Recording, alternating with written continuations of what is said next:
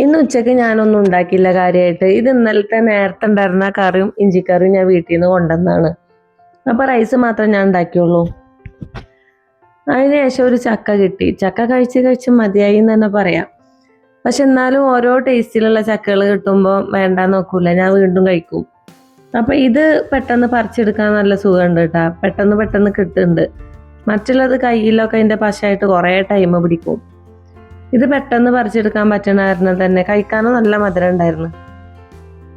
അങ്ങനെ ഉച്ചക്ക് ചക്കയും ചോറൊക്കെ ആയിട്ട് അങ്ങനെ കഴിഞ്ഞു പോയി. ഇനി രാത്രിക്കലത്തെ ഫുഡ് എന്താന്ന് നോക്കാം. ഇന്ന് എന്തായാലും ഞാൻ വളരെ സിമ്പിളായിട്ടുള്ള കാര്യങ്ങളാണ്, ഒന്നും ഉണ്ടാക്കിയിട്ടൊന്നുമില്ല. ഉള്ളതൊക്കെ ഒന്ന് അഡ്ജസ്റ്റ്മെന്റിലൊക്കെയാണ് പോയത്. അപ്പോൾ ഇത്രയൊക്കെയുള്ള അടുത്ത വീഡിയോയിൽ അടുത്ത വിശേഷങ്ങളുമായി വരാം. ഓക്കെ.